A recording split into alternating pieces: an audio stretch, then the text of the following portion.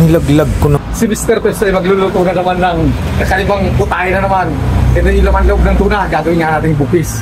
Muli itong ating ginagawa ay ginagawa to ng karamihang nila. Ito'y hindi dapat kainggitan. Ito'y maaaring tularan ni naman kung nais nyo rin lang naman. Sana makita ng karamihan at masaksiyan ni naman ng aking ginagawa ay simpleng-simple lang naman. Inilaglag ko na nga yung tanglad para sa aking pinapakuluan na. Ito yung mag-aalis ng lansa sa niluluto kong bupis pala. Isasangkot sa ko muna siya hanggang sa lumambot siya.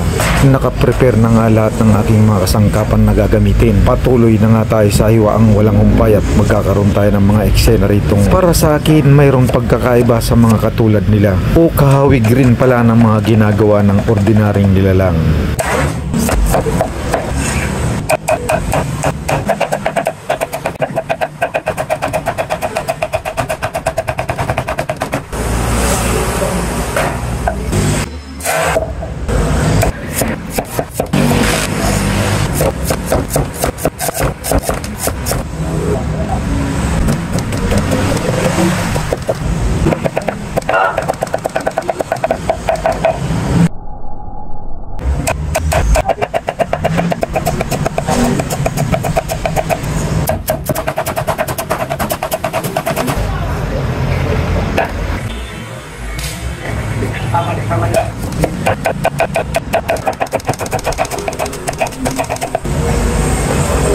Malapit ko na ang matapos kong hiwain yung aking mga rikadong hinihiwa ng marahan lang naman.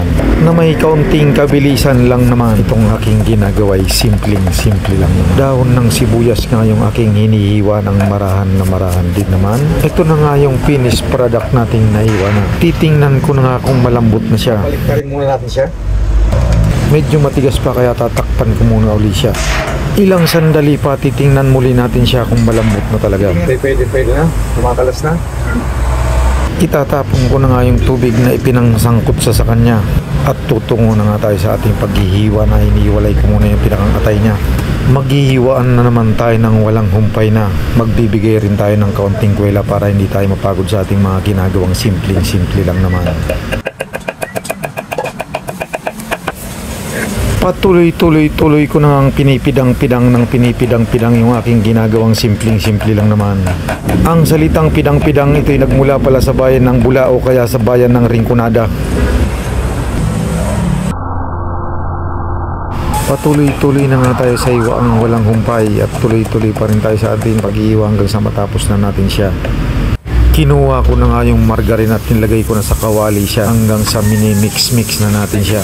Sunod ko na nga inilagay yung iba't ibang ricado o iba-ibang sangkap na hiniwa natin kanina at nilalagay na natin at napaikot-ikot na naman natin siya. Patuloy nga tayo sa pag-mekos tayo ng tulad ng ginagawa ng ating kapatid na Indiano. Mekos lang natin siya hanggang sa matunaw siya.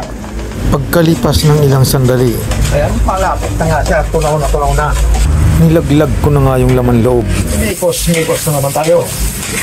Patuloy na nga tayo sa lawang walang humpay na hindi tayo magsasawa hanggang sa maluto siya at tayo magbibigay muli ng konting kwela lang naman. Binudburan ko na nga ng lubos na magpapala sa kanya. Iba't ibang uri na ng sangkap yung aking inilalagay na. Mix na naman tayo. Wari ko'y kulang pa ang kulay na. Kaya lalagyan pa natin ng mas mabiglang kulay. Ito nga yung sangkap nating natural. Ito yung aswete. Kung alukon man di sa to kabikulan lalong sa parting Rinconada ay sapran. Amo di magpagayong kuya kulor niya. Konting halo pa. Gumanda na yung kulay niya. Padagos sa nakita kuya paghalo-halo tang luway siya na. Naning makahalo na sa kulor niya. Binutang ko na sa ibang mga sangkap na pinagparpidang-pidang kasubago at tinahalo-halo ko na naman siya. Amoy pa lang. Ang bango na niya.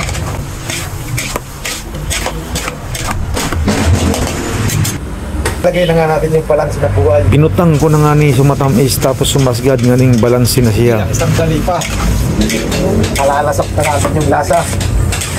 At ano yung magiging sarap niya. Siling pula at siling berdiya ibinutang ko na nga ning pampaarang sa kanya na. Pwede na di kaya uno pa siguradong amo na. Ayan. mangyayari na siya. Daan na kita kadi ibang gibugon kundi na namitan ta na. Padagos na nga ni kita kuya pag surusaldok ta. Wala na tayo ibang gagawin nito kundi tikman na kung ano nga yung magiging lasa niya.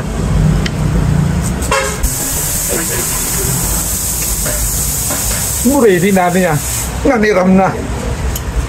Puno pa. May nakamo. Magkaroon na naman kita. Kamu na yan magsabi ka din kung masiram talaga. Namitan na ninyo talaga.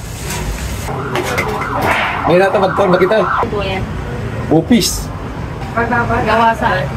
Gawa ng taga-bula. Kaya ano pa? May na magkaraunan na.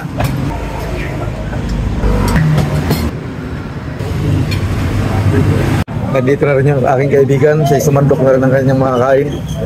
Yan yung mag-ina ko. Sila ay nakahanda na rin kumain at kumukuha na sila ng pagkain nila. Ito yung pure no taga-bubuhatan. Isang chick boy talaga sa aming kalye.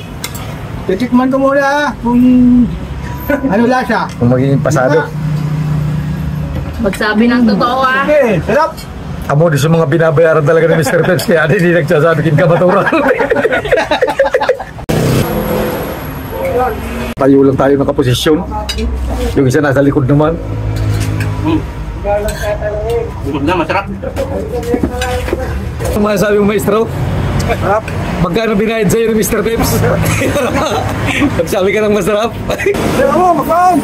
Ano talaga lasa? Ito luto ni Mr. Peps na ito? Yummy, yummy. Tayo kapakuling ito. Hindi sumandok na rin tayo ng para sa atin. Ito isira na naman yung diet nito. Abusugan na naman ito. Pero pinakamasarap nito, yung nakakamay kang kumakain. Para sa akin, yun talaga yung the best sa pagkain na ginagawa ko. Sarap yung nakakamay. Kasi yung sandok mo yan. nandun nga yung sarap talaga ito. May nakamo. Sarap talaga. Nakamo! Ay nakamo! May kaon! Buras ka talaga kading. Nagsiram na. Kaya ano pa, may nakamo.